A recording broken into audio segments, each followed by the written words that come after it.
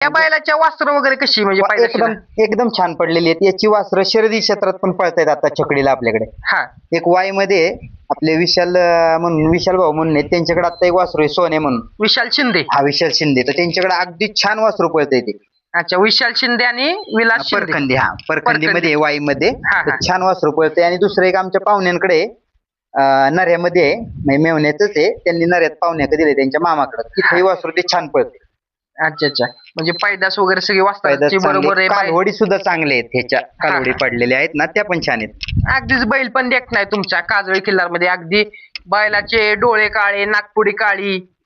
आता ते दिसत असेल थोडं चॉकलेटी, आता बैलानं उकारले. हा, आता त्यांनी उकारलं ना. पण बैलाची नागपुडी वगैरे पूर्ण काळी, अगदी पायाचे खुर काळी, शिंग काळा, शिफ्टीचा गोंडा काळा. ये चल पुढं. आणि बैल अतिशय हुशार. काय तर माझा एक विचारायचा प्रश्न असा की मल्हार दुधाळ वंशावळीतला, म्हणजे अगदी त्याला कांबळ बिंबळ एकदम चांगली. ज्या बैलाला कांबळ त्याच बैलाला दूध बरोबर, ज्या गाईला कांबळ जास्त जास्त त्याच गाईला दूध जास्त.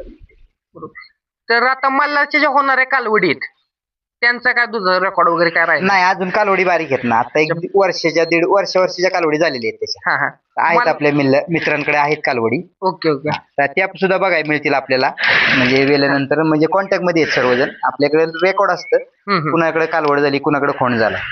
ओके.